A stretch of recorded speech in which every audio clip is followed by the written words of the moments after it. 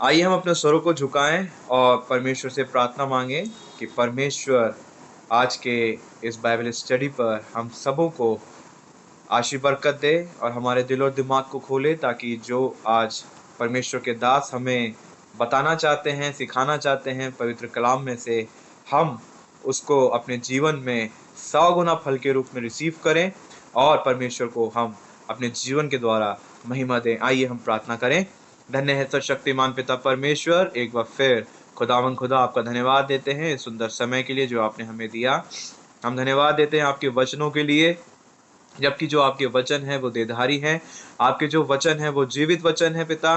और जैसा कि हम सब इन्वॉल्व होते हैं आज की बाइबल स्टडी के अंदर, पिता हमारे दिल हमारे दिमाग को आप खोलें, ताकि जो कुछ आज हम पादरी साहब जो तेरे दास हैं, तेरे अजीज दास हैं, रेवरेंड डॉक्टर जॉन आर विश्वास के द्वारा जो हम सुनते हैं, उनके साथ भी आप रहें और पिता उनके ज़बान को आप छुएं, और वो नहीं बल्कि आपकी पवित्र आत्मा हमें सिखाने वाला हो, ताकि पिता जो आपकी इच्छा है वो हमारे जीवन के द्वारा पूरी हो। And Lord, we will glorify your name and we will exalt your name on high through the acts and through the actions of us. And also, Lord, be with us and bless us all and pour out your abundant mercies and blessings upon us, Lord, all the time and all the days of our lives. Thank you, Jesus, for each and everything. And Lord, give us the understanding power, give us the comprehension of your scripture, Lord. And Lord, open our hearts and mind and soul, Lord, and enlighten your words. So, Lord, we may bring forth your word, and Lord, we may enlighten the world through your words, Lord. Thank you, Jesus, for each and everything. And we ask this, pray in Jesus' most precious name. Amen. For today's Bible studies, the scripture portion has been taken from the book of Deuteronomy, chapter 5, verses beginning from 32 to till chapter 6, verses 9. और यहाँ पर जो आज की Bible study के लिए मनन का पाठ लिया गया है वो लिया गया है व्यवस्था विवरण की पुस्तक, उसका 5वां अध्याय 32 वचन से लेकर 6ठे अध्याय के 9वें वचन तक। यहाँ पर इस प्रकार लिखा है, इसलिए तुम अपने परमेश्वर यहोवा की आज्ञा के अनुसार करने में चौकसी करना, ना तो दाहिने मुड़ना और न बाएं। जिस मार्ग पर चलने की आज्ञा तुम्हारे परमेश्वर यहोवा ने तुमको दी है, उस सारे मार्ग पर चलते रहो कि तुम जीवित रहो और तुम्हारा भला हो, और जिस देश के तुम अधिकारी होंगे उसमें तुम बहुत दिनों के लिए बने रहो। ये वे आज्ञा और वे विधियां और नियम हैं जो तुम्हें सिखाने की तुम्हारे परमेश्वर यहोवा ने आज्ञा दी है, कि तुम उन्हें उस देश में मानो जिसके अधिकारी होने को पार जाने पर हो, और तू और तेरा बेटा और तेरा पोता यहोवा का भय मानते हुए उसकी उन सब विधियों और आज्ञाओं पर जो मैं तुझे सुनाता हूँ अपने जीवन भर चलते रहें, जिससे तू बहुत दिन तक बना रहे। है इज़राइल, सुन और ऐसा ही करने की चौकसी कर, इसलिए कि तेरा भला हो और तेरे पितरों के परमेश्वर यहोवा के वचन के अनुसार उस देश में जहाँ दूध और मधु की धाराएं बहती हैं तुम बहुत हो जाओ। हे इज़राइल, सुन, यहोवा हमारा परमेश्वर है, यहोवा एक ही है। तू अपने परमेश्वर यहोवा से अपने सारे मन और अपने सारे जीवन और सारी शक्ति के साथ प्रेम रखना, और ये आज्ञाएं जो मैं आज तुझको सुनाता हूँ वे तेरे मन में बनी रहे, और तू इन्हें अपने बाल बच्चों को समझाकर सिखाया करना, और घर में बैठे मार्ग पर चलते लेटते उठते इनकी चर्चा किया करना, और इन्हें अपने हाथ पर चिन्ह के रूप में बांधना, और ये तेरी आंखों के बीच टीके का काम दें, और इन्हें अपने अपने घर के चौखट की बाजुओं और अपने फाटकों पर लिखना। In English, it is written over here, People of Israel, be sure that you do everything that the Lord your God has commanded you. Do not disobey any of his laws, obey them all, so that everything will go well with you, and so that you will continue to live in the land that you are going to occupy. Chapter 6. These are all the laws that the Lord your God commanded me to teach you. Obey them in the land that you are about to enter and occupy. As long as you live, you and your descendants are to honor the Lord your God and obey all his laws that I am giving you, so that you may live in that land a long time. Listen to them, people of Israel, and obey them. Then all will go well with you, and you will become a mighty nation and live in that rich and fertile land, just as the Lord, the God of your ancestor, has promised. Israel, remember this. The Lord and the Lord alone is our God. Love the Lord your God with all your heart, with all your soul, and with all your strength. Never forget these commands that I am giving you today. Teach them to your children. Repeat them when you are at home and when you are away, when you are resting and when you are working. Tie them on your arms and wear them on your foreheads as a reminder. Write them on the doorpost of your house and on your gates. May God bless us by hearing and reading His holy words. Amen. प्यारे भाई और बहनों, हम प्रभु के नाम का धन्यवाद करते हैं आज के इस नए समय के लिए और इस अवसर के लिए जो प्रभु ने दिया है। पिछले दिनों में और आज भी हम बाइबल का अध्ययन करेंगे और आज हमारा अध्ययन का विषय होगा परमेश्वर का वचन और उसको मानने की आज्ञा, जो पाया जाता है पुराने नियम में व्यवस्था विवरण उसका 5वां अध्याय उसके 32 पद से 6वां अध्याय उसके 9 पद तक। व्यवस्था विवरण की पुस्तक उसका 5वां अध्याय उसके 32 पद से लेकर 6वां अध्याय उसके 9 पद तक।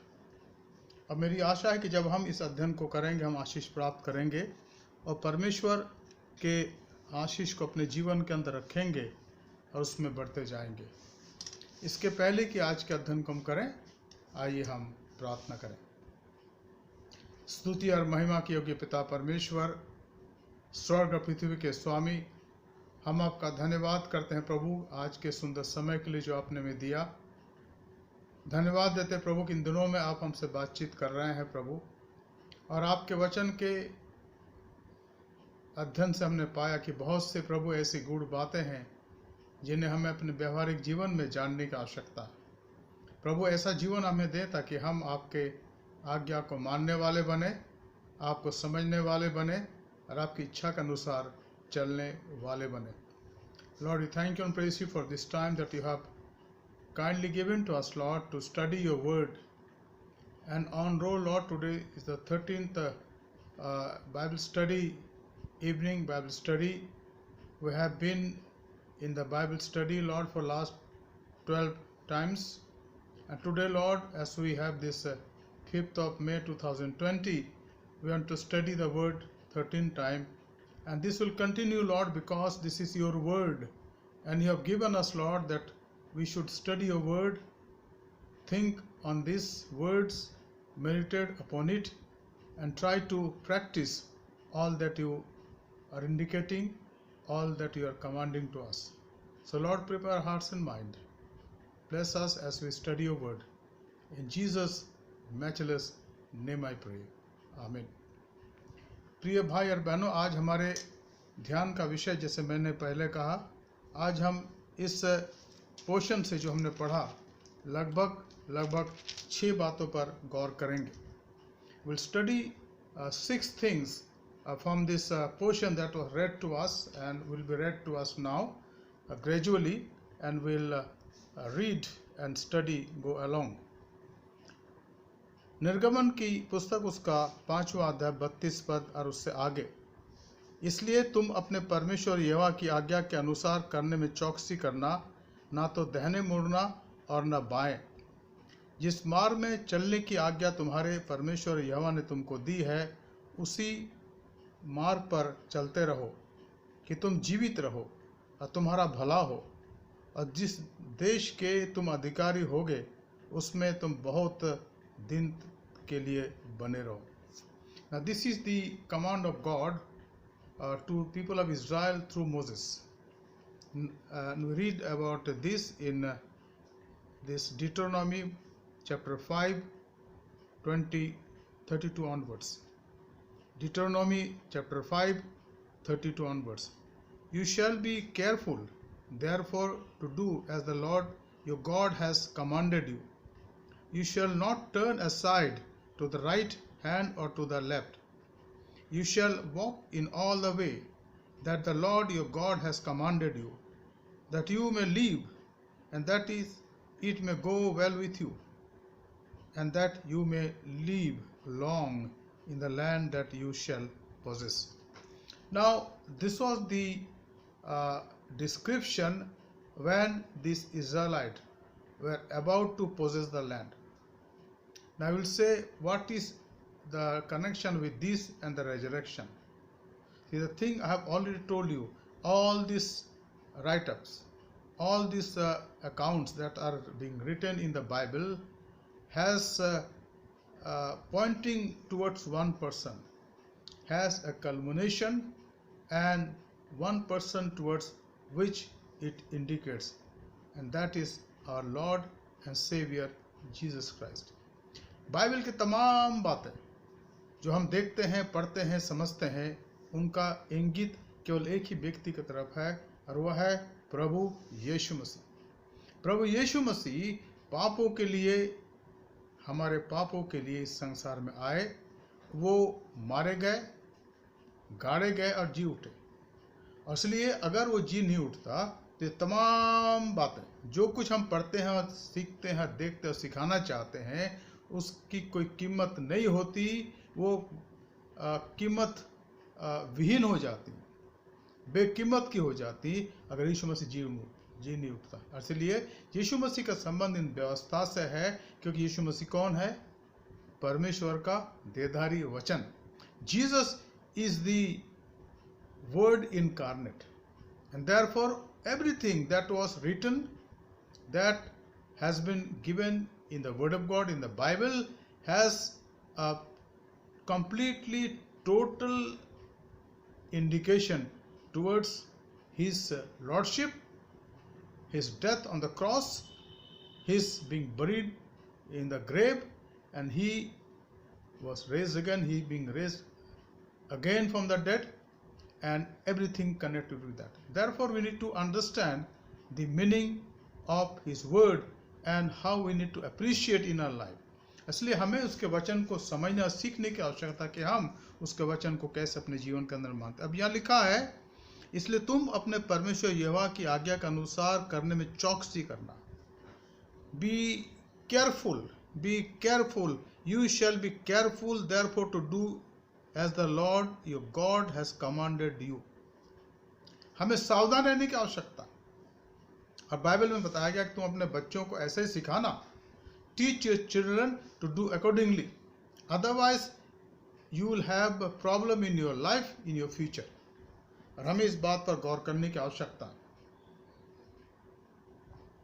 कि अगर प्रभु यीशु मसीह के वचन को हम मानते हैं, उस पर ध्यान देते हैं, तो हमें अपने बच्चों को भी इसके बारे में सिखाने की आवश्यकता है।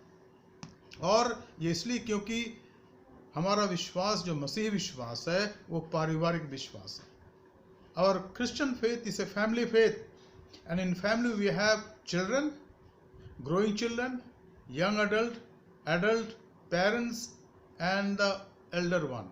We call them grandma, grandpa, and what not.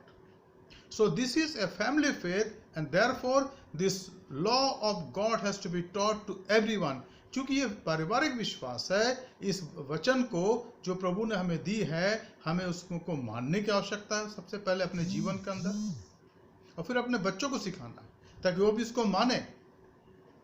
आज हमारे बहुत से बच्चे जब बड़े हो जाते हैं, पढ़ाई कर लेते हैं, अच्छी जॉब को प्राप्त करते हैं, और आज एक नई बीमारी शुरू हो गई पिछले कुछ 20-25 सालों में, वह है लिविंग इन रिलेशन।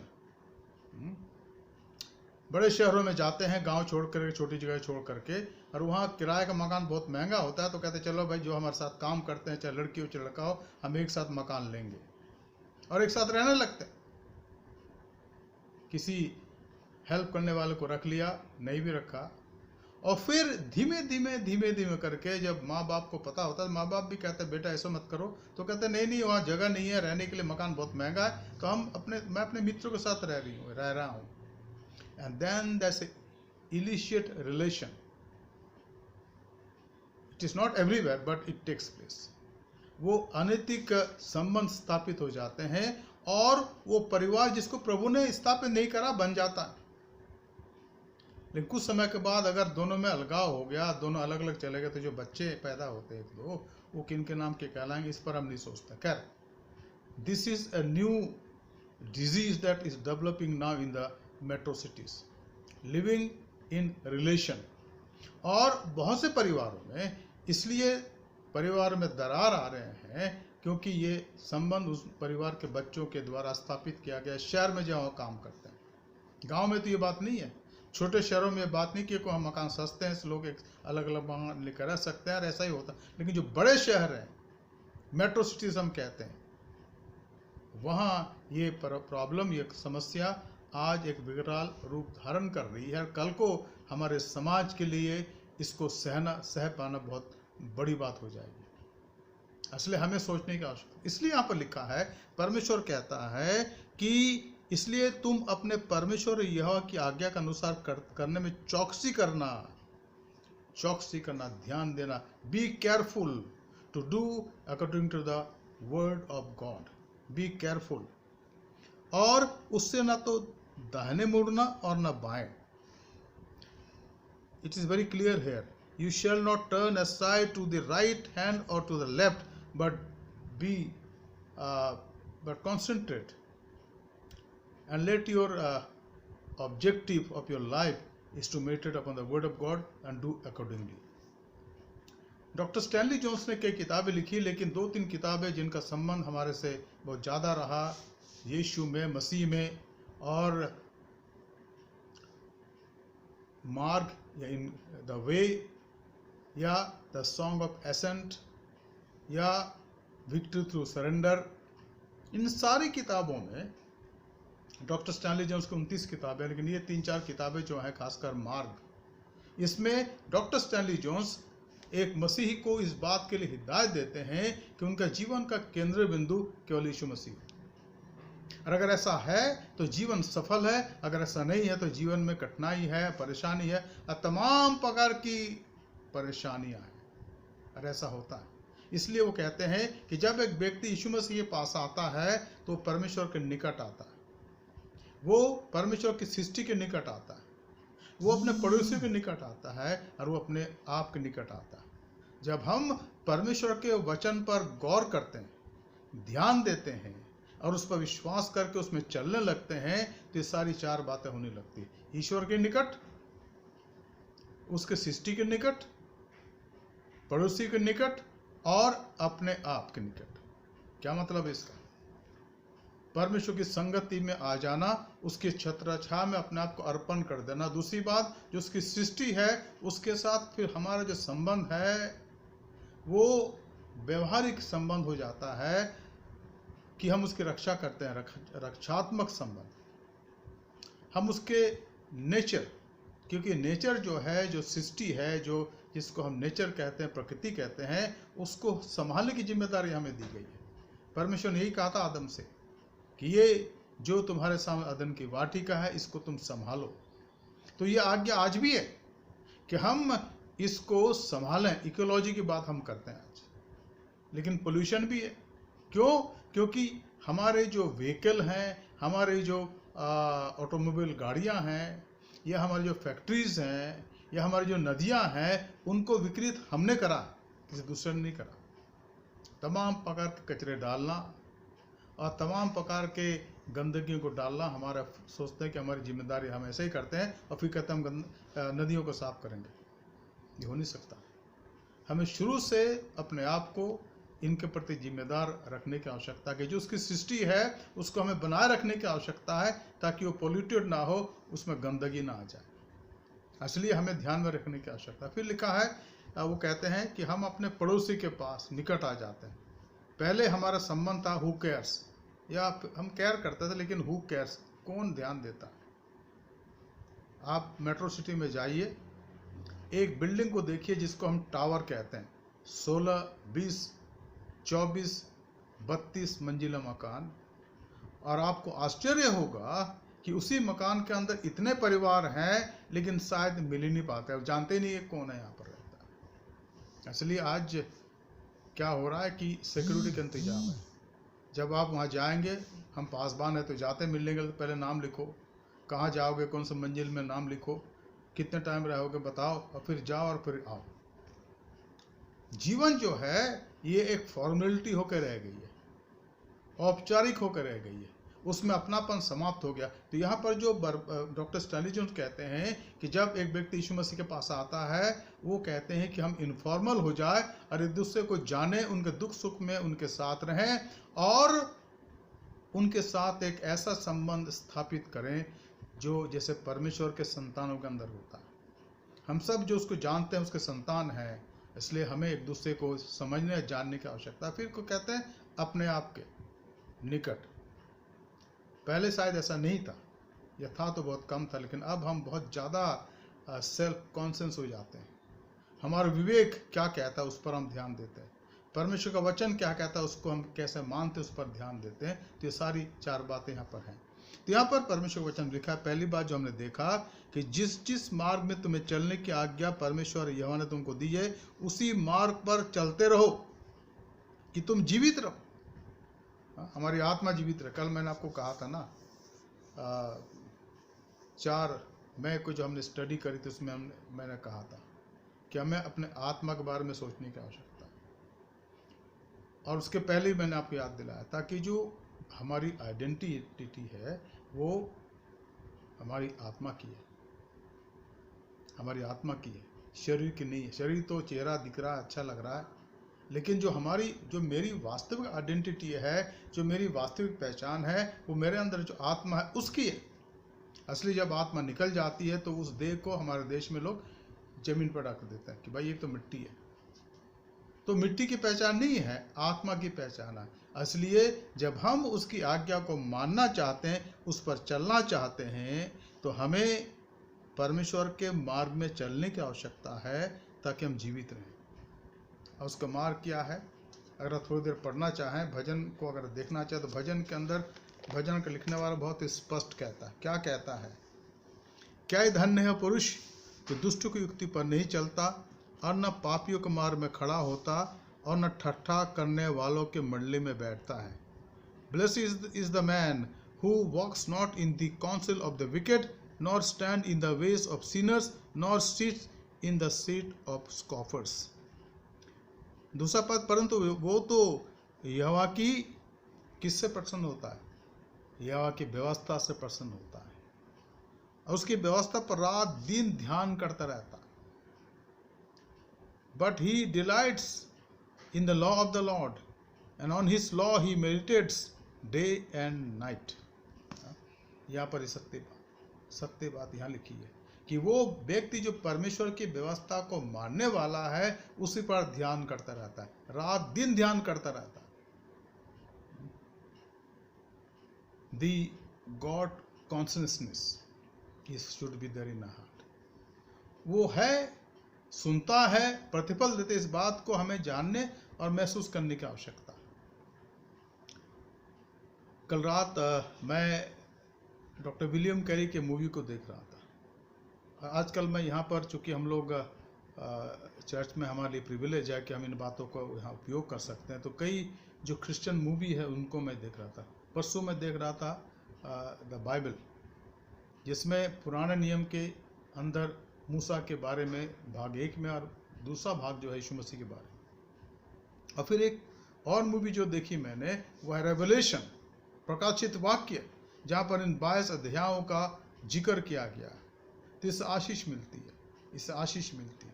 और ख़ास करके जो कल मूवी में देख रहा था डॉक्टर विलियम कैरी, उसमें मैंने इस बात को देखी, उस व्यक्ति के जीवन में जो इंग्लैंड से आए थे, फिर वो वापस नहीं गए।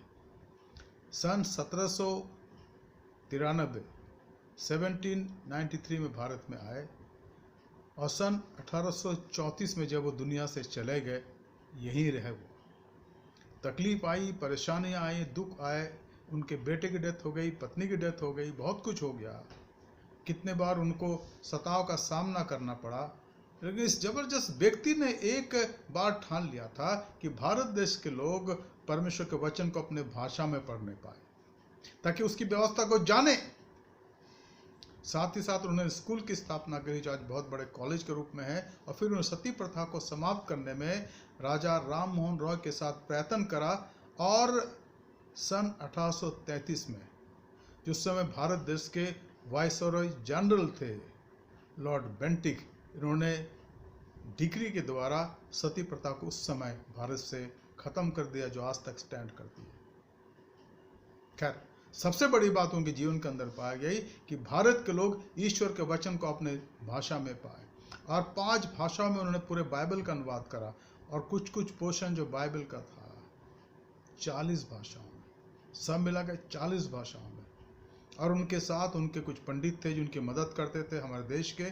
और साथ ही साथ इतने बड़े विद्वान बन गए वो कि वो फोर्ड विलियम कॉलेज जो कलकत्ता में अभी भी है वहाँ प्रोफेसर बन गए, संस्कृत के, बंगाली के। सोचने की बात है, एक अंग्रेज जो इंग्लैंड से आए थे, बैप्टिस्ट चर्च के प्रचारक थे, प्रभु के वचन को सिखाने वाले थे, यहाँ आके हमारे देश की भाषाएं सीखी और यहाँ के पंडित बन गए। और यहाँ तक कि राजा राम मोहन रॉय जो धुरंधर विद्वान थे, जब वो मिलते थे तो कहते थे professor William, doctor William Carey, doctor William Carey.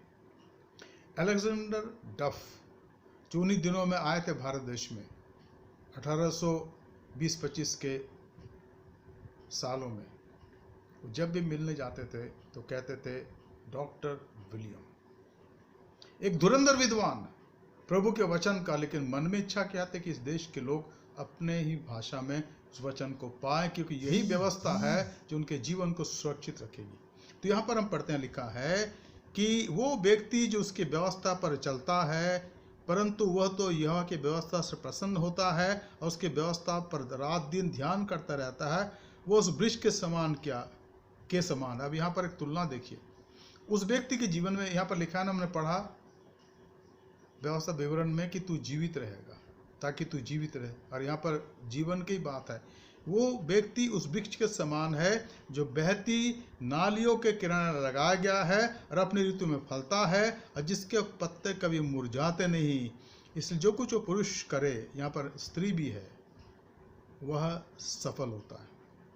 He is like a tree planted by streams of water that yields its fruit in its season, and its leaves does not wither.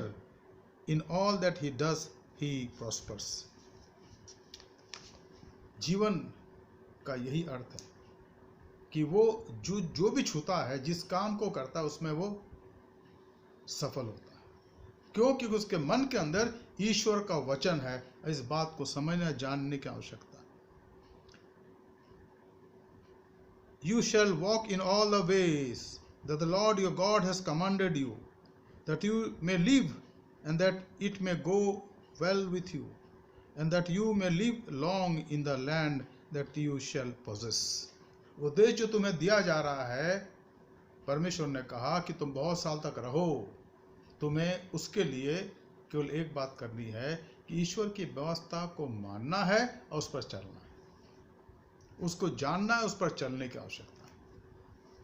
यहाँ पर दूसरी खास बात, 6वां अध्याय व्यवस्था विवरण। वो आज्ञा, यह वो आज्ञा है और वे विधियां हैं जिनकी और नियम हैं जो तुम्हें सिखाने की तुम्हारे परमेश्वर यहोवा ने आज्ञा दी है कि तुम उन्हें उस देश में मानो जिसके अधिकारी होने को पार जाने पर। अब ये वर्णन उस समय का जब वो कनान देश में प्रवेश कर रहे थे और यरदन नदी को पार नहीं किया था, यरदन नदी को पार नहीं किया था। पर परमेश्वर अभी से उनको आगाह कर रहा है कि जहां तुम जाने वाले हो वहां के साथ मिल मत जाना। वहाँ की विधियाँ जो हैं, वहाँ की बातें जो हैं, वहाँ की जो मूर्तियाँ हैं, उनके साथ तो मिल मत जाना। और वहाँ कई 6-7 जातियाँ थी, हित्ती, एमोरी, परिज्जी, यबूसी और जातियाँ ऊपर थी। उनके समान मत करने लग जाना, उनके समान मत करने लग जाना। और वो क्या क्या कार्य करते बाइबल में लिखा हुआ है, मैं यहाँ पर उसको बताऊंगा नहीं, क्योंकि ये आप अपने घर में पढ़िएगा। परमेश्वर ने कहा कि God said to them, now this is the commandment that statutes and the rules that the Lord your God has commanded me to teach you. Musa ने कहा लोगों से that you may do them in the land to which you are going over to possess it. मूसा ने अपने लोगों से कहा कि अब परमेश्वर उस देश में तुम्हें ले जा रहा है और वो चाहता कि तुम वहाँ जाकर भी इस वचन को मत भूलो. Don't forget the law. इस वचन को मत भूलो. ये वचन जो है तुम्हारे जीवन की रक्षा करेगा. And even today the incarnate word of God Jesus Christ protect us. हमें सीखने की आवश्यकता. जो मुर्दों में से जी उठा वही तुम्हें रक्षा करता.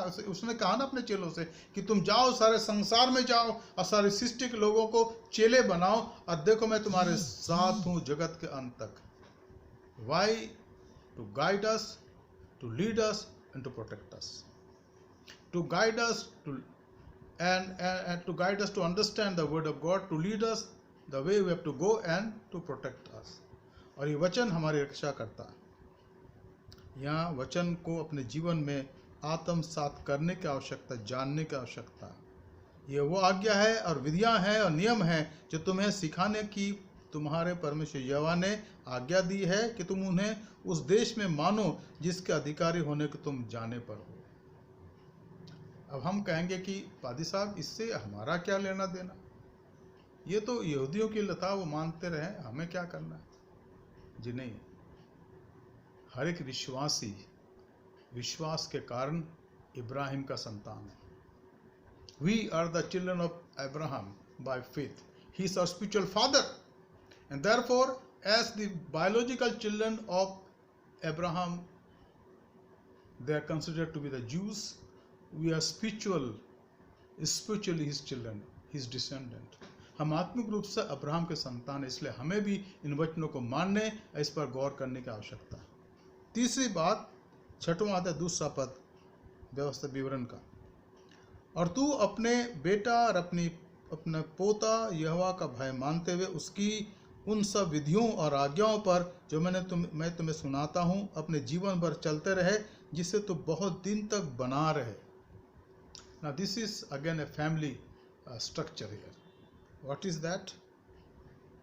That you may fear the Lord your God, you and your sons and your son's son, by keeping all this his statutes and his commandments, which I have commanded you all the day of your life, and that your days may be long. I told you earlier, no, Christian faith is a family faith and should not deny that fact. मसीह विश्वास जो है ये पारिवारिक विश्वास है. परिवार में माता पिता हैं, उनके बच्चे हैं और उनके बच्चे हैं और उनके बच्चे हैं. It's a link. It will go on. It will go on. My forefather came to Christ. My grandfather was a Christian. My father was a Christian, and now we are Christian. 4th generation. And we want that this good news should be carried in our family, and how it will be done? By our children. जब वो इस वचन को मानते रहेंगे तो ये वचन पर चलते रहेंगे और हमारे परिवार में वचन के मानने वालों की कमी नहीं होगी. There will be no shortage of people in our family who will believe in the word of God, and that should be there. And that is the only reason for our survival and our growth and our life growing in the Lord.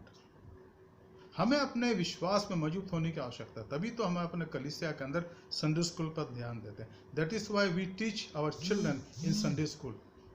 Otherwise, sit down in the church and let children go out and play in the time of worship because they don't understand everything. But we take pain. And in our church, Apostle Methodist Church, we have a systematic Sunday school class, and we have superintendent under whom all the teachers function, and children learn Christian education. That is why missionaries gave lot of time for Christian education. I remember when I was in seminary, South India Biblical Seminary, Bangarapet near Bangalore. Every week, each students were required to go for Sunday school. Girls will go separately and boys will go separately. Every week, without breaking. On Saturday we went and Sunday we went. And then once upon a time there will be jatra. 6, 7, 800 children will come and be in a campus for one full day, and there will be kind of a revival meeting for the children. For the children! We have a convention for the grown up, but there were the children. And we had a blessed couple, now they are no more. Reverend and Mrs. Lester Hamilton, who initiated the VBS ministry, and the office is there now in Bangalore, in Richmond town. And the VBS ministry is being held every year, 10 days VBS. Initially, Mrs. Mary Hamilton, Reverend Lester Hamilton. And there are some more people, saintly people, who initiated, because they understood the value of training children, our kids, in the way that we have been taught. उनको सिखाने की आवश्यकता, उनको समझाने की आवश्यकता, उनको बताने की आवश्यकता. कल जब मूवी में देख रहा था डॉक्टर विलियम कैरी के बारे में, तो जब वो वहाँ पर गए श्रीरामपुर में, और उन्होंने कहा, डॉक्टर विलियम ने कहा कि मेरे जीवन में दूसरी मेरा जो लक्ष्य है कि बच्चों के लिए स्कूल कायम करूं. अब बच्चों को बुलाने लगे, बच्चे आने लगे, और वो स्कूल हो गया, आज कॉलेज भी है. हिंदुस्तान में यही एक अनोखा कॉलेज है जहाँ पर सेकुलर डिग्री दी जाती है और थियोलॉजिकल डिग्री दी जाती है, जो उस समय शुरुआत हुई. श्रीरामपुर कॉलेज, पढ़ाना, सिखाना. इसलिए आज कलीसियाओं के अंदर हम स्कूल की बात करते हैं. इसीलिए आईटी कॉलेज की स्थापना हुई, इसीलिए विल्सन कॉलेज बॉम्बे की स्थापना हुई, इसीलिए और स्कूल की स्थापना हुई, कॉलेजेस की स्थापना हुए, ताकि बच्चों को पढ़ाया जाए, जवानों को समझाया जाए कि वो ईश्वर के वचन को अपने जीवन के अंदर रखें, ताकि उनके खिलाफ पाप न करें.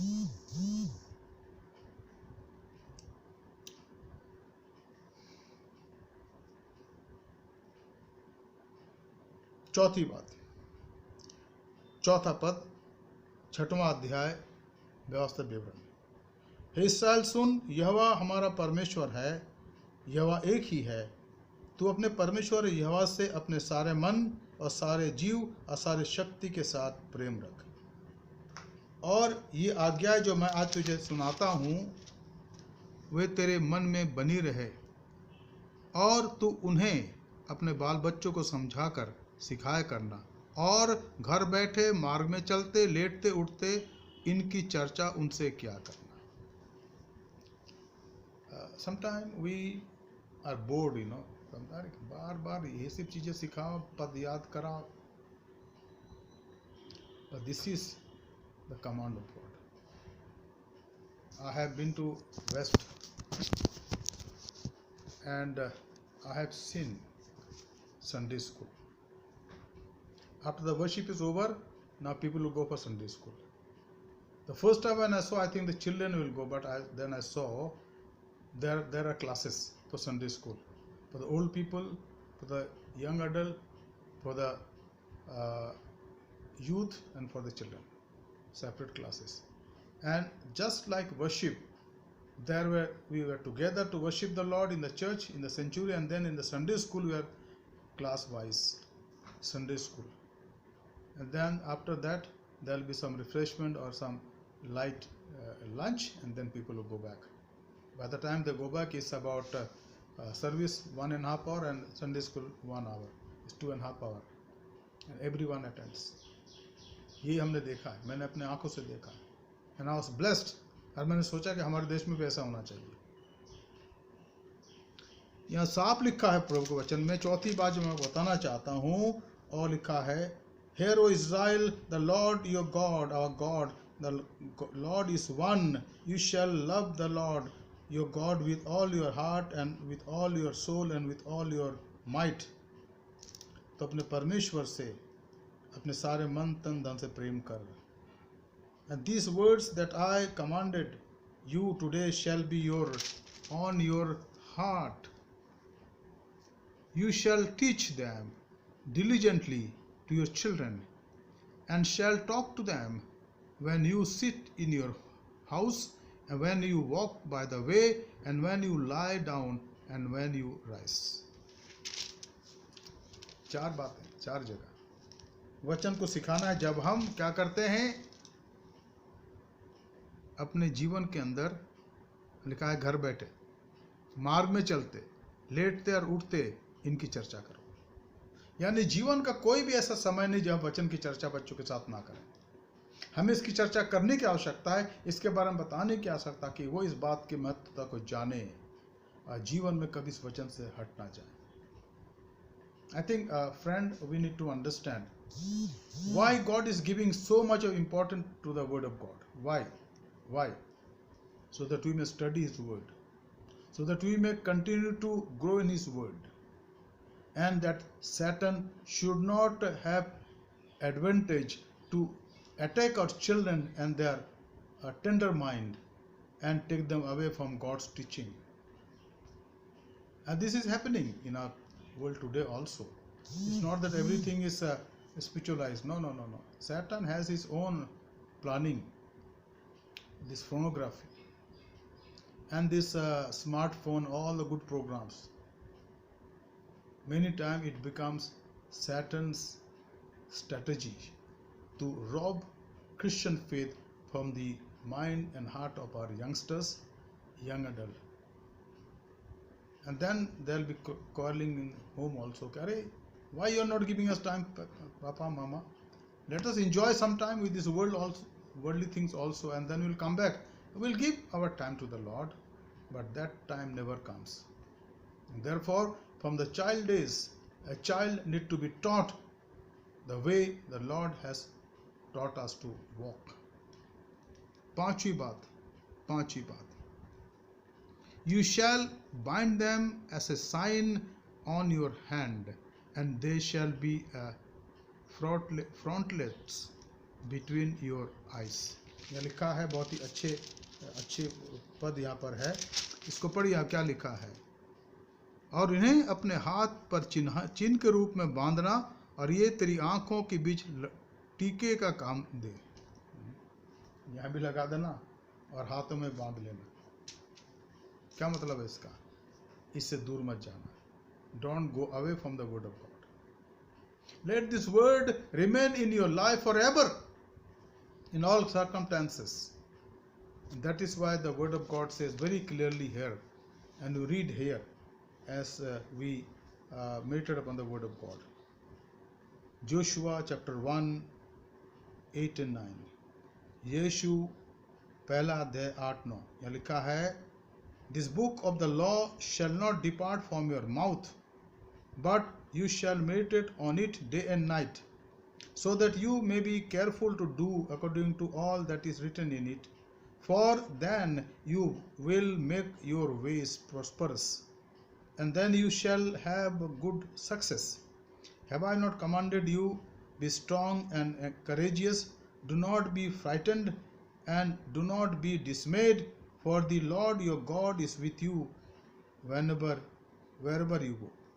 ये लिखा है अंग्रेजी भाषा में, हमने पढ़ा, हिंदी में लिखा है। ईश्वर का वचन कहता है, और ये वचन यहाँ लिखा है यीशु की किताब के पहले अध्याय का 8 और 9 पद में, व्यवस्था के पुस्तक तेरे चित्त से कभी न उतरने पाए, इसी में दिन रात ध्यान दिए रहना, इसलिए जो कुछ उसमें लिखा है उसके अनुसार करने की चौकसी करे, क्योंकि ऐसा ही करने से तेरे सब काम सफल होंगे और तू प्रभावशाली होगा। क्या मैंने तुझे आज्ञा नहीं दी? या बांध कर दृढ़ हो जा, भय ना खा और तेरा मन कच्चा ना हो, क्योंकि जहाँ जहाँ तू जाएगा वहाँ वहाँ तेरा परमेश्वर यहोवा तेरे संग रहेगा। So beautifully written, so beautifully written. Let this word of the law should not depart from your heart. Should not depart. This book of the law shall not depart from your mouth, because from here we utter, but it is here in heart that is saturated. Or we should say, the word of God, when it saturates our heart, from our mouth, the word of God comes. What is our discussion? What is the subject of discussion? Many times, friends, even though we follow His word, but we discuss people. हम लोगों की चर्चा करते कि वो ऐसा है, उसने ऐसा बोल दिया, उसने ऐसा बोल दिया, and there's no end to that. And what is the end? the relationship is broken because of misunderstanding and because of misinterpretation of certain thing that has taken place in the life of a certain person. हम अपने जीवन के अंदर किस बात की चर्चा हमें करने की आवश्यकता है? वचन की। लेकिन हम करते क्या है? हम दूसरों की चर्चा करते हैं, दूसरों के बारे में कहते हैं कि वो ये है, वो ये करता है, और मतलब क्या? उसका परिणाम क्या आता है? हमारे संबंध में दरार आ जाते हैं। संबंध साथ साथ है, अब दरार आ गया। और अगर आप दरार के कई कारण को देखें तो कोई कारण नहीं है, केवल अफवाह या झूठी बातें। और अगर कोई सच्चाई है तो उसका मतलब यह है कि हम जाके बात करें, वो ठीक हो जाएगा। क्यों? कि वचन को हमने अपने से दूर कर दिया तो दुनिया की बातें आ गई। This cup is filled with water, ये पानी से भरा है, लेकिन अगर ये खाली हो जाए तो हवा से भरा रहता है ना, खाली तो होता नहीं है। अफवाह दुनिया की बातें से ये कब भर जाएगा। इसलिए इसको जीवन के जल से भर दीजिए, जो आपको जीवन देगी, वो है ईश्वर का वचन। हमारे मन के अंदर बाइबल में लिखा है कि जो उसके, यीशु मसीह ने ये कहा ना कि जो बाहर से अंदर जाता है उसके इंसान को अशुद्ध नहीं करता। बाहर से बहुत सी चीज़ें हम लेते हैं, खाना लेते हैं, भोजन लेते हैं, पानी पीते हैं, जूस अगर लेते हैं और फल खाते हैं, सैलड खाते हैं, उससे हम अशुद्ध थोड़ी होते हैं। हमारे अशुद्धता का कारण है जो हमारे अंदर से बाहर जाता है। यीशु ने कहा ना कि जो हृदय से बाहर निकले हुए इंसान को अशुद्ध करता है। तो अगर अंदर वचन नहीं है तो अंदर जो है वो बाहर निकलेगा, और लोग के अंदर अशांति और हमारे समाज के अंदर गड़बड़ी। हम इस बात को अपने जीवन के अंदर करने लग जाएं, देखेंगे कि परिवर्तन आ जाएगा। और आखिरी बात, छठवीं बात यहाँ लिखा है प्रभु के वचन में, जिसको मैं बताना चाहता था आपको, वो है पद 9, Deuteronomy 6:9। You shall write them on the door post of your houses and on your gates. और इन्हें तो अपने घर के चौखट की बाजुओं और अपने फाटकों पर लिखना। The inner witness of the Holy Spirit should be seen by people in our outer places. हमारे अंदर जो पवित्र आत्मा का कार्य हमारे बाहर दिखने की आवश्यकता है कि हम सचमुच प्रभु के लोग हैं, सचमुच में उसकी आज्ञा मानते हैं, ताकि लोग जाने और हमारे भले काम बाहर दिखते हैं।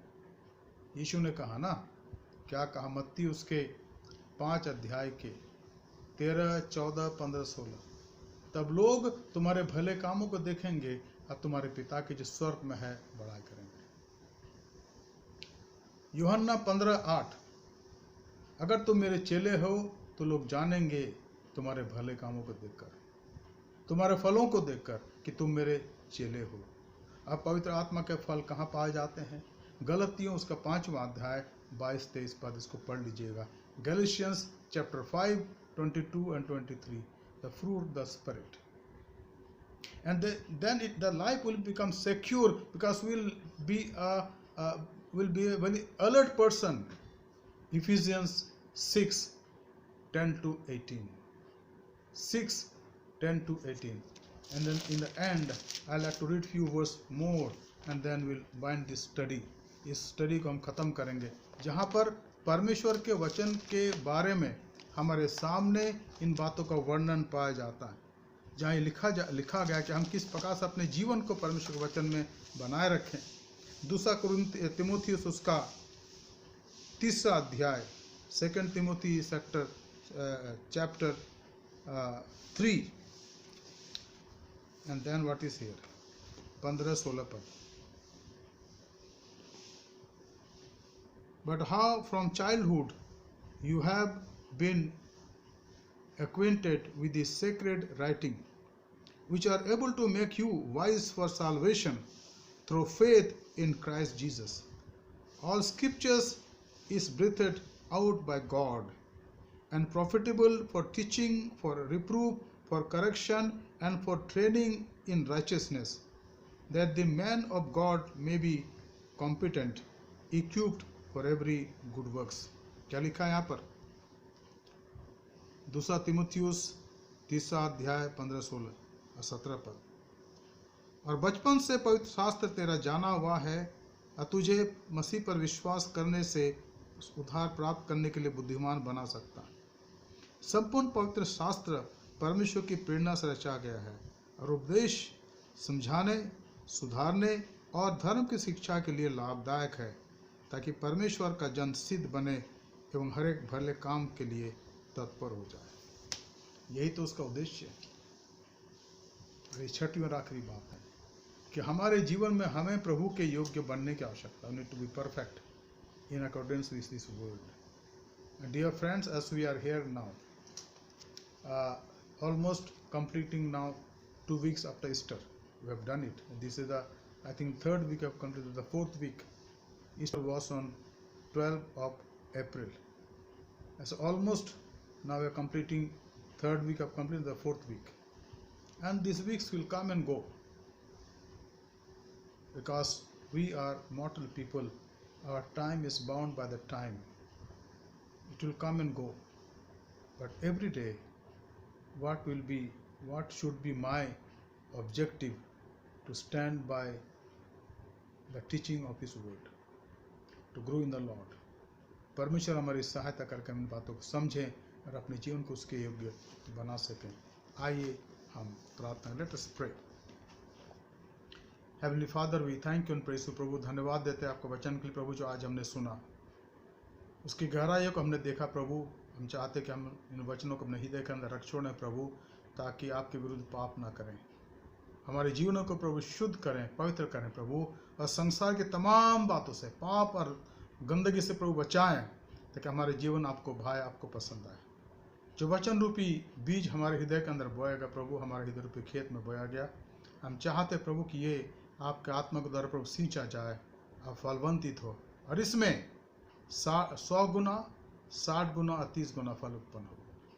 हमारे कलीसिया के एक एक लोगों को संभालें, हमारे कलीसिया के हर एक बुजुर्गों को संभालें, एक एक माँ बाप को संभाल प्रभु, एक एक जवानों को संभालें, एक एक बच्चों को संभालें।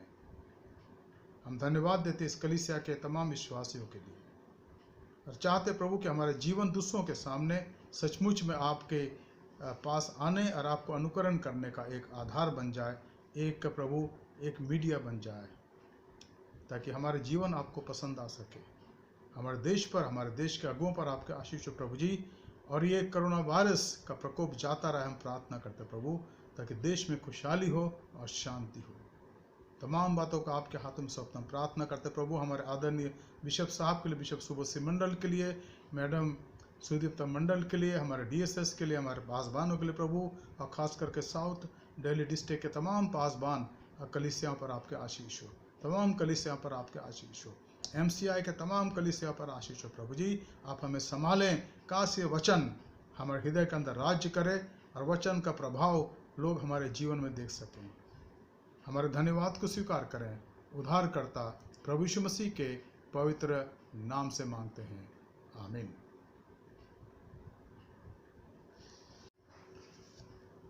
कुछ सूचनाएं इस प्रकार से हैं जिनको भी याद रखेंगे। आज से हमारे जो बाइबल अध्ययन है शाम का, उसका समय बदल गया है। अब 6:30 की जगह 7:30 बजे ये बाइबल अध्ययन आपको मिलेगा लिंक में, तो आप 7:30 बजे खोलिएगा।